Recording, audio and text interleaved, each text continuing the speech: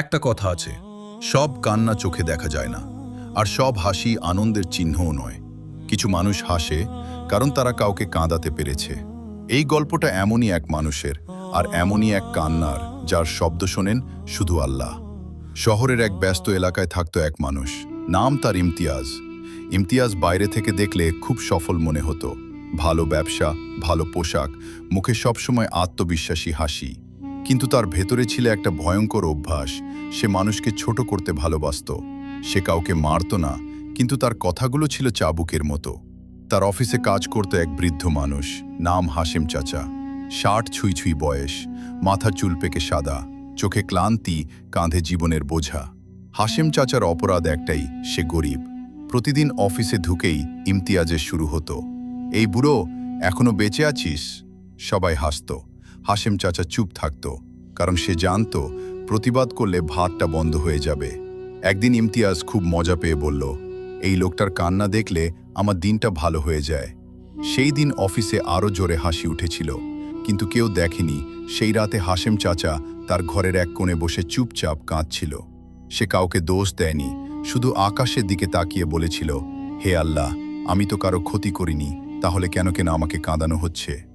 কান্না সবসময় শব্দ করে না, কিছু কান্না শুধু আল্লাহ শোনেন।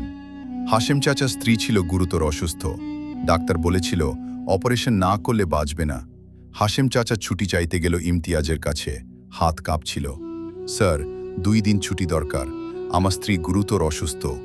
ইমতিয়াজ তাকালো না, মোবাইলে চোখ রেখে বলল, আমার সমস্যা না, কাজ করতে পারলে থাক, না পারলে দরজা খোলা।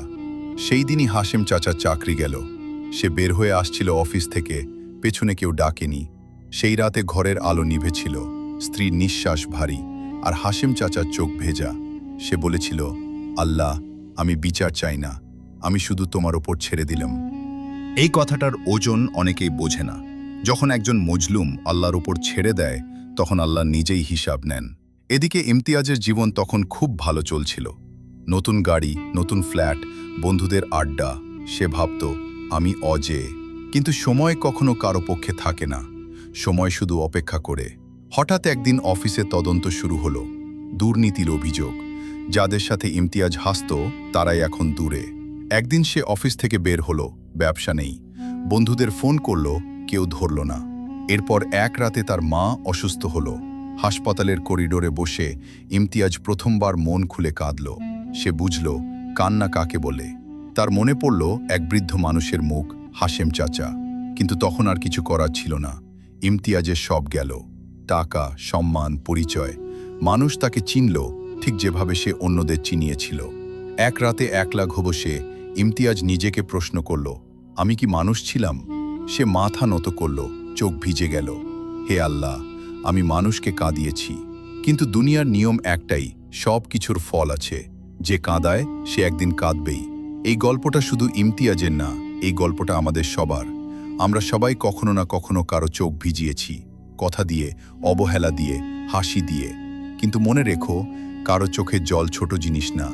নীরব কান্না সরাসরি আকাশে জমা হয়। তাই মানুষকে কাঁদিও না, কারণ নিয়তি ভুলে যায় না। যে কাঁদাবে সেও একদিন কাঁদবে, এটাই নিয়তির খেলা।